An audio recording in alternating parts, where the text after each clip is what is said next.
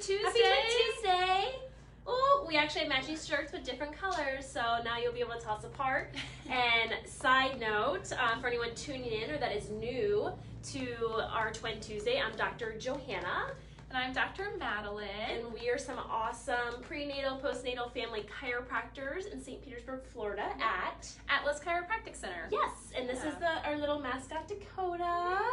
Yeah. And I said side note because Dr. Madeline and I are actually going to talk about maybe having some sort of uniform so you guys can tell us apart, because hopefully I will not always be holding him, because I would like to actually adjust some patients. I don't think that's fun at all. I think we should always match to the T every single day. Well, you let us know what you want. Throw some emojis, right? Throw some hearts at us. As you're jumping on, say hey. If you're catching the replay later, let us know. Say replay, because I want to make sure we go back and answer all your questions and comment if you have anything. Absolutely. So you let us know if you want us to have designated outfits to wear so you can tell us apart. I say we dress the same and do our hair the same. You let us know which one you think. Or if you want to guess each and every time you're here. So what are we talking about today? Sorry, I got distracted. We're talking about jaw pain. Yeah, jaw pain. So if you're also tuning in, we're talking about jaw pain, which, and like if you want the technical term, you may hear called TMJ, which is temporomandibular joint dysfunction. So it's called all kinds of things, TMJ, TMJD, but we just like to call it jaw pain, grinding, locked jaw. That kind of stuff is really what we hear it by you guys when you come into our office.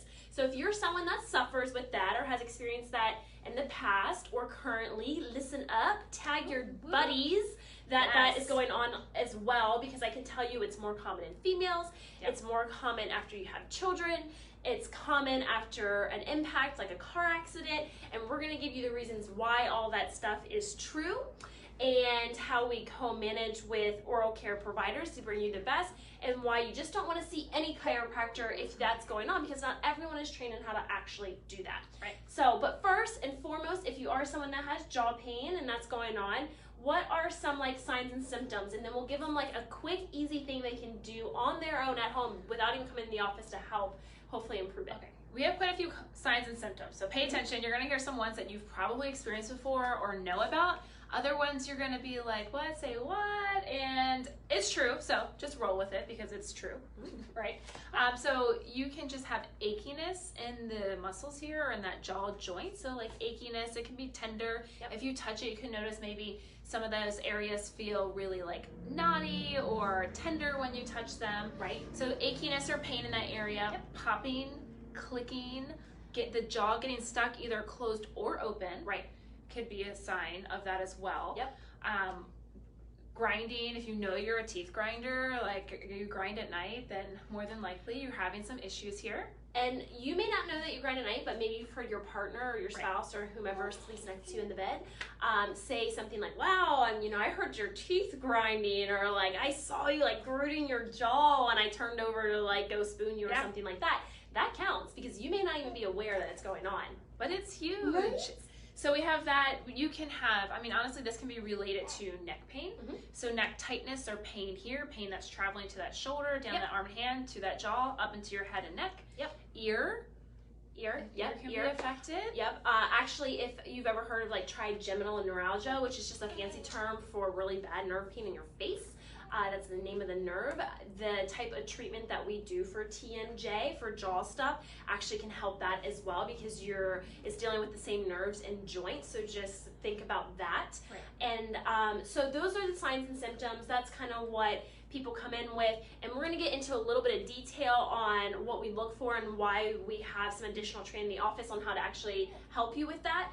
But first, let's give them an easy exercise that they can do. Before we get to that, we have to talk about what normal is and what should be happening, so you know what you're looking for during this exercise. So, Dr. Johanna or Dakota, hey guys, when should your teeth touch? Like, when you're chewing, touch, and you swallow. When you chew and when you swallow. That's it. That's it. Those are the only two times your teeth should be touching and hanging out and partying with each other. Potty? Like teeth hugs, I guess. I don't know. Whatever they are doing. There you go. When you're chewing and swallowing, that's teeth it. Hugs.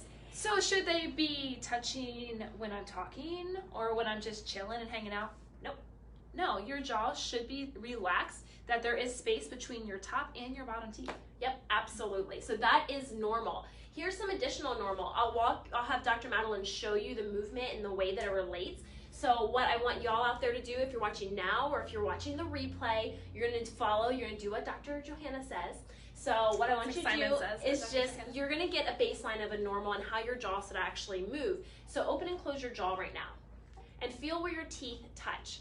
Now, one thing that we look for when patients come in the office is what is going on in their neck. And this is why, because neck motion, therefore the lack of motion in your neck can actually affect your jaw joint. It's directly related to They are directly related. It's plain and simple. Yeah. So what first we did, open and close the jaw. We feel where our teeth touch. Now move your neck. Bring your chin down to your chest. So this is bringing your head down. Now open and close your jaw.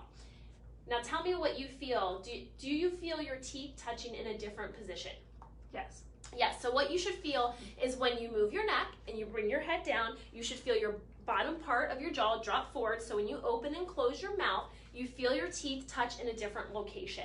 So that means it's affecting this joint here. Now do opposite, look back. So your neck is moving, it's moving backwards. Your jaw now drops back into that joint. So when you open open and close, you're gonna feel your teeth touch in a different position. So that's just a little like extra something for you guys. That is some additional training that we do have because your neck is directly linked and related to your jaw. So if you've ever went somewhere and you've only been treated in the jaw and you haven't gotten the changes that you're looking for, it may be more complicated in your case than that, and that can be something that's going on.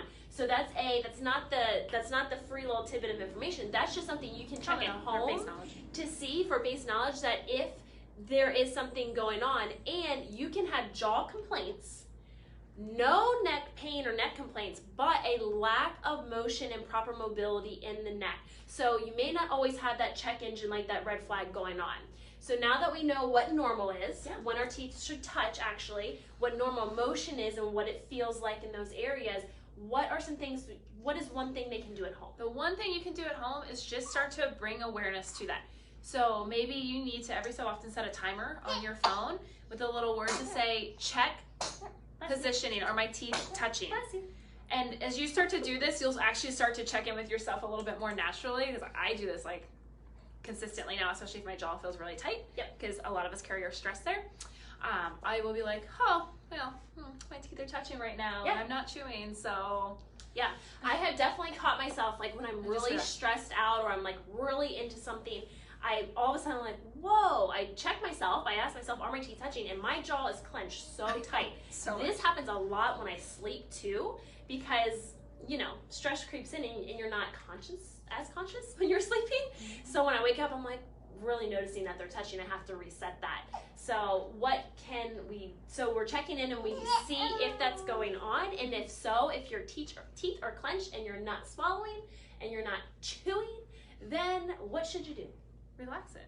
Oh, easy. Yeah.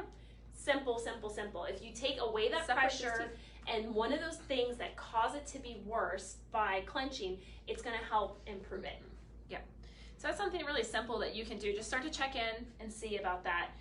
There's clearly a whole bunch of other stuff that you can do that we could dive into more.